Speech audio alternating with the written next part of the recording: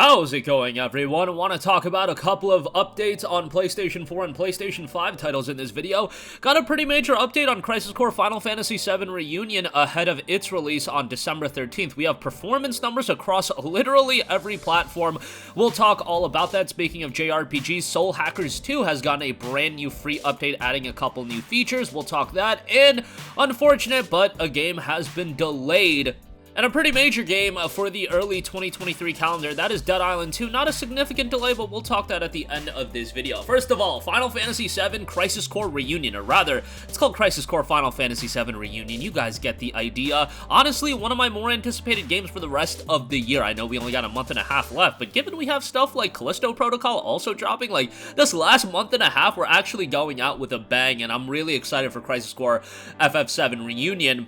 I know some people have their opinions on the price point and whatnot. I just think they're going to get away with a $50 price tag for this game, just because people have been wanting this for a very long time, and having Crisis Core be readily accessible across a plethora of platforms, I think people are just going to be down to spend $50 on it. Crisis Core is a fantastic game as well, even though I did have my issues with it, especially the slot machine nonsense, but overall, I really enjoyed the game, and I think people are going to get a kick out of Zack's story, especially if you've never played Crisis Core before, which a lot of people haven't. I mean, it came out back in, I want to say, 2008, and it was a PSP exclusive.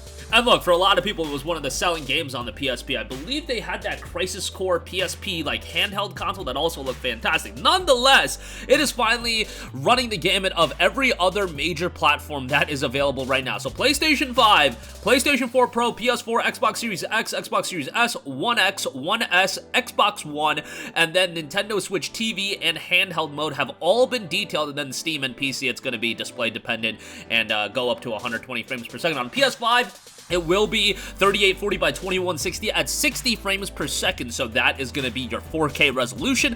PS4 Pro, it's going to be 3840 by 2160, 30 frames per second on that. PS4 base, it's going to be 1920 by 1080, that's 1080p, of course, 30 frames per second on that. Series X and Series S are both going to run the game at 60 frames per second, although on Series X, it's going to be 4K. On Series S, it is going to be 1080p. One X, it's going to be 4K at 30 frames per second, so very similar to the 4 Pro. The Xbox One S will be at 1920 by 1080 at 30 frames per second, and as will that be the case with the Xbox One, 30 frames per second. On the Nintendo Switch, TV mode will be 1280 by 720 at 30 frames per second.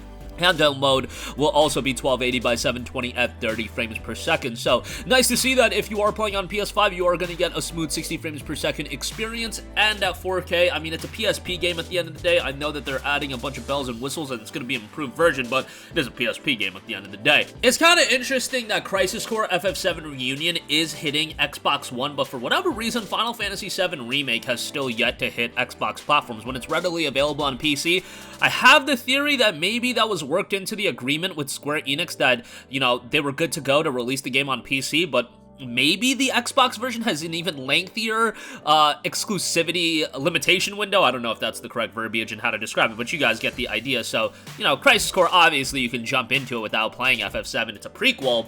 But, yeah, hopefully FF7 does drop on Xbox at some point. Nonetheless, Crisis Core, very much excited for that, and it's seeing a litany of updates and upgrades as well for this version, so that's pretty nice to see. And it seems like Square Enix is settling with the $50 price tag for these, like, classic remasters and upgrades, although for Chrono Cross, it was cheaper. But Tactics Ogre is $50, and now Crisis Core is $50 as well, so take that for what you will. Alright, moving on from that, Soul Hackers 2 version 1.02 update is now available, adding the dash function, speed up battle mode, and 4 new demons have been rolled out as well. This is the latest update to the game. A dash function has been added to Ringo's movement. The user can toggle between normal and dash at will, while in dash mode, Ringo's walking and slashing speeds will increase due to the addition of the dash function.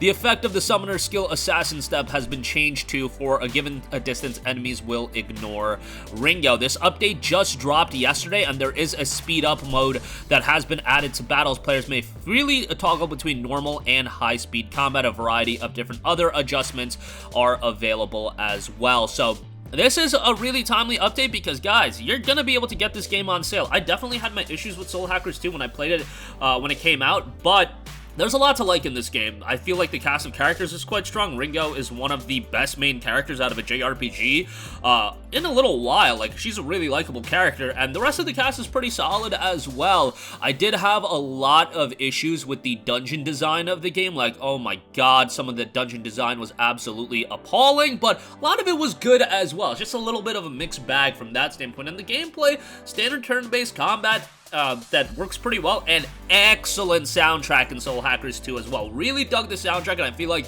the soundtrack for Soul Hackers 2 is a bit slept on. Look at and I feel like the soundtrack in this game is a little bit slept on. Look at the boss battle theme for Soul Hackers 2, and I swear that track, to me, is fantastic. So, yeah, don't buy it at $60, but I think you're gonna be able to get it for, you know, $30, $35 come this holiday season, and I think at that price point, it's definitely something you should look at if you're a fan of Japanese RPGs. I know, you know, the slate right now is kind of full, so do you really want to get into a lengthy JRPG right now? That's ultimately going to be for you to decide. Lastly, I do want to note that while early 2023 is absolutely stacked with new game releases, Dead Island 2, unfortunately, will be a game that's seeing a slight delay. The official Twitter account put out, we have some important news to share, so let's rip that band-aid off straight away. We are delaying Dead Island 2. The new release date will be April 28th of 2023. The irony of delaying Dead Island 2 is not lost on us, and we are disappointed as you undoubtedly are. The delay is just 12 short weeks, and development is on the final straight now. We're going to take the time we need to make sure we can launch a game we're proud to launch. For those of you who have been waiting for years, thank you for hanging out in there with us.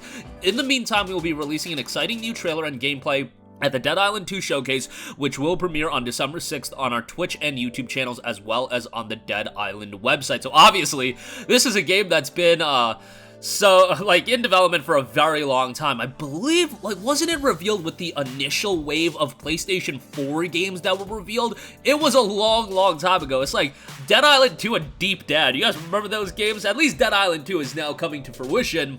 And, you know, April 28th, that's not that far away, and with it seeing a slight delay, it is going to avoid an absolute onslaught of major games dropping in that February window. You're talking late January into February, and then really it's just banger after banger after banger as far as the current calendar and how that's stacking up. I think Dead Island 2 is going to be a beneficiary of, you know, releasing hopefully at, you know, we don't know the exact April release calendar yet, but you would think it'll be a little bit more quiet than February. Like, releasing a game, I feel like February every year has just become absolutely nuts. Like, last year, February was absolutely crazy, or I should say this year, and then February of 2023 is also looking to be absolutely stacked, and Dead Island 2 kind of avoiding that window. I think that makes, you know, I think that makes sense for a game that doesn't seem to have a ton of buzz around it right now, but I do think it can build up some buzz, especially if it's a decent game.